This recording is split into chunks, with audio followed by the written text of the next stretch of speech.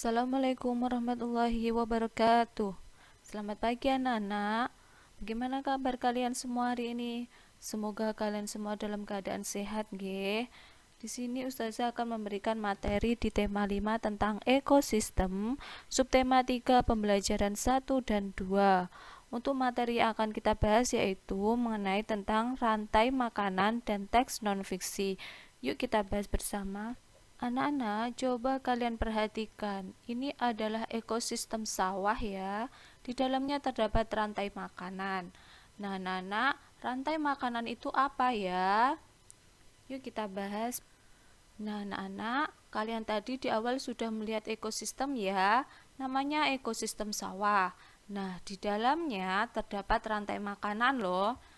Rantai makanan adalah peristiwa makan dan dimakan antara makhluk hidup yang satu dengan makhluk hidup yang lain dan membentuk sebuah urutan. Di dalam rantai makanan terdapat beberapa peran yang dapat diperankan oleh makhluk hidup yang terlibat di dalamnya. Peranannya ada yang sebagai produsen, kemudian ada yang sebagai konsumen, dan ada juga yang sebagai pengurai. Jadi, kalau produsen yaitu peran suatu organisme atau makhluk hidup itu bisa menghasilkan makanannya sendiri.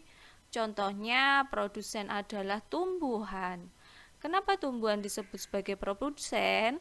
Karena tumbuhan bisa menghasilkan makanannya sendiri ya, melalui proses fotosintesis. Kemudian ada juga konsumen. Konsumen tidak bisa menghasilkan makanannya sendiri, sehingga konsumen harus mengkonsumsi hewan atau tumbuhan lainnya. Kemudian ada pengurai. Jadi, pengurai itu adalah hewan atau organisme yang berfungsi untuk menguraikan makhluk hidup yang telah mati. Makhluk hidup itu bisa berupa produsen atau konsumen ya. Supaya kalian lebih paham lagi bagaimana sih bentuk suatu rantai makanan, Ustazah mau memberikan contoh rantai makanan yang ada pada ekosistem sawah. Kemudian kalian simak ya. Nah, anak-anak, ini adalah rantai makanan yang terdapat pada ekosistem sawah. Pada rantai makanan tersebut terdapat padi, tikus, ular, elang, dan pengurai yaitu jamur. Padi akan dimakan tikus, tikus dimakan ular, ular dimakan elang, dan ketika elang mati akan diuraikan. Kemudian hasil penguraiannya akan digunakan oleh padi. Nah, anak-anak, sekarang Ustazah akan menjelaskan peran dari setiap organisme yang menyusun rantai makanan tersebut ya. Coba kalian simak. Yang pertama ada padi. Padi berperan sebagai produsen. Hal ini karena padi bisa memproduksi makanannya sendiri melalui proses fotosintesis. Kemudian padi akan dimakan oleh tikus. Artinya tikus berperan sebagai konsumen. Karena tikus langsung memakan padi atau produsen tersebut, jadi tikus disebut sebagai konsumen satu ya. Nah, biasanya konsumen tingkat 1 merupakan hewan herbivora atau pemakan tumbuhan. Kemudian tikus akan dimakan oleh ular, sehingga ular disebut sebagai konsumen 2, karena ular memakan konsumen 1, yaitu tikus. Nah, biasanya konsumen tingkat 2 ini bersifat karnivora atau tergolong kelompok hewan karnivora karena jenis makanannya berupa hewan lainnya. Contohnya, ular itu ya yang memakan tikus. Kemudian ular akan dimakan oleh elang. Jadi elang berperan sebagai konsumen 3. Nah, konsumen 3 atau elang ketika mati akan diuraikan oleh pengurai. Penguraiannya di sini yaitu berupa jamur. Kemudian jamur akan menguraikan elang yang mati menjadi bahan-bahan anorganik yang bisa dimanfaatkan kembali oleh padi. Nah, rantai makanan ini akan selalu terjadi di ekosistem sawah ya. Selanjutnya kita akan bercerita menggunakan teks non-fiksi tentang ekosistem sawah.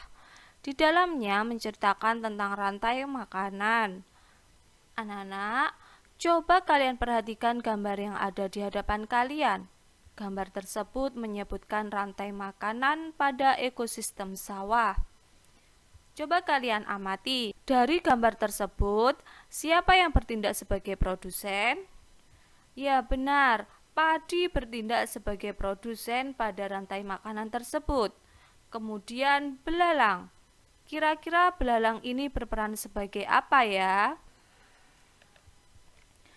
Iya benar, belalang berperan sebagai konsumen tingkat 1 yang memakan padi.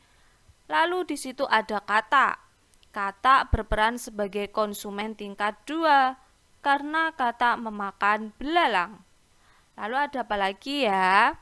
Di situ ada ular. Apakah peran ular? Iya, tepat sekali. Ular berperan sebagai konsumen tingkat 3 yang memakan katak. Ada binatang apa lagi sih? Iya, ada burung elang. Burung elang berperan sebagai konsumen tingkat 4 atau konsumen tingkat akhir karena ia memakan ular. Ada jamur di situ. Jadi, jika keseluruhan rantai makanan mati, maka jamur atau bakteri berperan sebagai pengurai yang memakan bangkai dan tumbuhan atau hewan yang ada pada rantai makanan tersebut, yang hasilnya akan digunakan oleh tumbuhan untuk proses fotosintesis. Anak-anak, kita sudah mengumpulkan materi teks non-fiksi. Karena materinya sudah selesai, yuk kita membuat teks atau cerita non-fiksinya. Teks non-fiksi tentang rantai makanan pada ekosistem sawah.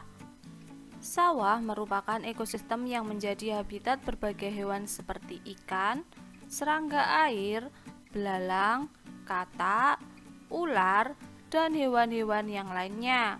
Sawah termasuk salah satu ekosistem buatan, sehingga keanekaragaman hayatinya juga rendah. Jenis tumbuhan yang banyak tumbuh hanya padi dan tanaman lain yang sengaja ditanam oleh petani. Selain itu, ada juga jenis tanaman pengganggu atau gulma seperti rerumputan. Pada ekosistem sawah terbentuk rantai makanan. Rantai makanan tersebut diawali dari padi yang melakukan fotosintesis untuk membuat makanannya sendiri. Oleh karena itu, pasti berperan sebagai produsen. Lalu ada belalang yang berperan sebagai konsumen tingkat 1 yang memakan padi, dan katak yang berperan sebagai konsumen tingkat 2 yang memakan belalang. Ular berperan sebagai konsumen tingkat 3 karena memakan katak, dan terakhir ada burung elang yang berperan sebagai konsumen tingkat 4 atau konsumen akhir. Karena elang memakan ular, selain itu elang menjadi konsumen tingkat akhir karena tidak ada lagi hewan lain yang memakan elang. Selain berbagai tumbuhan dan hewan-hewan tersebut, masih ada jamur dan bakteri yang berperan sebagai pengurai. Tugas pengurai adalah mengurai bangkai tumbuhan dan hewan yang mati menjadi bagian yang lebih kecil sehingga dapat dimanfaatkan oleh tumbuhan dalam kegiatan fotosintesis. Nah, anak-anak, cerita dari teks non-fiksi tersebut sudah selesai ya. Tapi kira-kira apakah kita tahu apa sih teks non-fiksi itu? Ya, benar sekali. Teks non-fiksi merupakan teks yang berisi tentang fakta. Nah, fakta dari teks tersebut dari mana ya? Benar sekali, fakta dari teks non-fiksi tadi dapat kita peroleh dari kumpulan ringkasan materi yang sudah kita buat sebelumnya. Cukup sekian ya anak-anak pembahasan pada tema 5 subtema 3 pembelajaran 1 dan 2. Ustazah ucapkan terima kasih. Wassalamualaikum warahmatullahi wabarakatuh.